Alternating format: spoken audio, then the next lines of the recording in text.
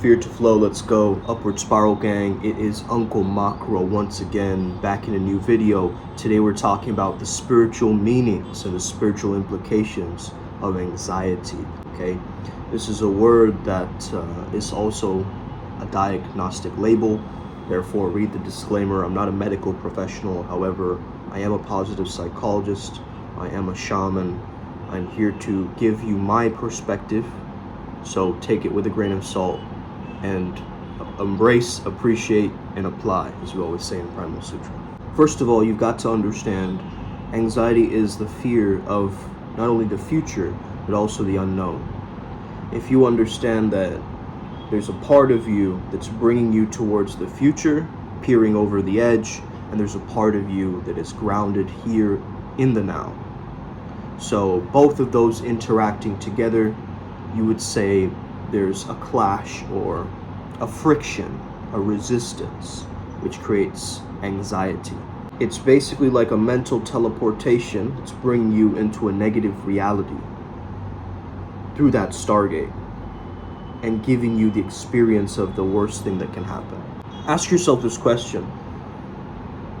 If you were to double down on following your passion, your highest excitement, your joy, what is the worst thing that you're envisioning would actually happen? That's how you know your fear, and once you identify your fear, you can then work with it more. Because you can either re-emerge as a new person or get stuck in a loop. So what if you considered your fear to be the green light and not the red light?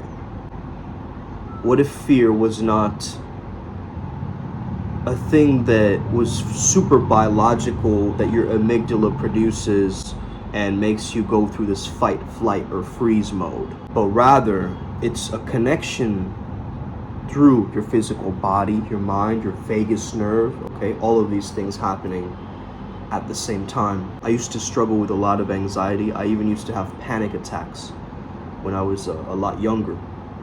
And something that I absolutely observed when I was looking at the topic of anxiety is there's a constriction type of feeling that makes you feel separate from the experience of life. Being in a panic attack, and we got to be careful how we use our words too, right? So I started to call them wake-up calls from my body, actual signals or messengers. I looked at the fear as the messenger and what it was really trying to tell me, because it was giving me a signal that is linked towards my survival and my own safety. So find out what your negative core beliefs are, because that's really helpful. So the fear is your messenger, it's your friend, it's there to tell you and guide you towards your greatest activation. However, it's being filtered through this BS, this belief system of yours, which is making you fearful and close and shrink in your potential. When you want to succeed, you got to be a little bit unreasonable and practical about it. It's your dream. Nobody else knows it. So they're seeing it realistically, okay? I don't want you to think about it delusionally, but at the same time, you're merging heaven and earth.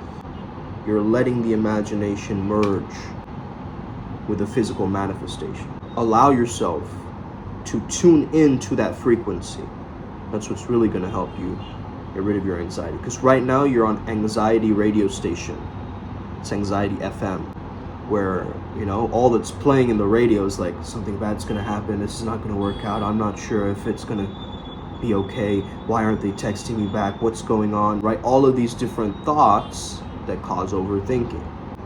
Your third eye, also called your pineal gland scientifically, is something that is used to see beyond the main perception of the mind, right? So we have the mind that is the perceiver, we have the brain that is the receiver, then we have the higher mind, which is the conceiver. The thing about all of these ascended masters, take Buddha, Christ, Krishna, any of these high-level beings, rishis, modern-day sages, okay, Saint Germain, for instance, all of them remembered who they truly were. They were able to access their higher minds and be able to pull through that experience through their physical incarnations.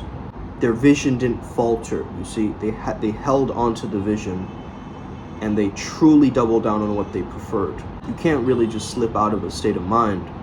You got to understand to make a choice that I will choose this state of mind. I will lean into it like this, and making that your overarching theme. So what is the opposite of fear? Love, courage.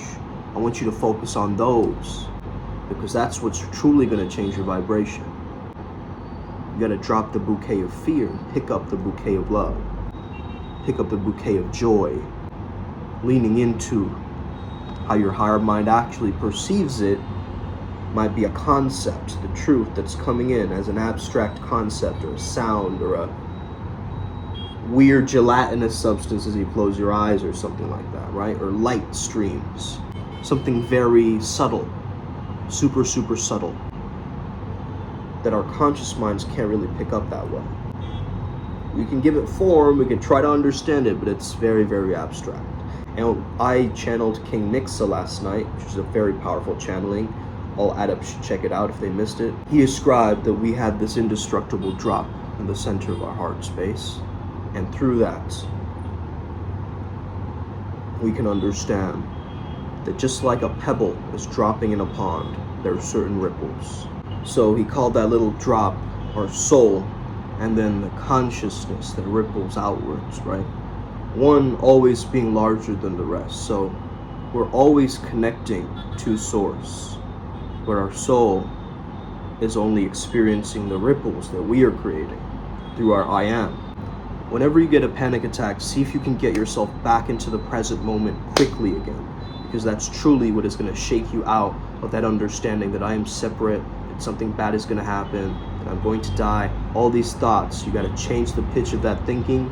You got to understand, look at it from a distance, not take the thoughts on to mean what they're actually saying. Surrender experiment, zoom out, look at the thoughts for if they're outside of you. If you had them in your hand, let's say your thoughts, and you looked at them from a different perspective, you can allow yourself to do this as a spiritual being, because you are a spiritual being first.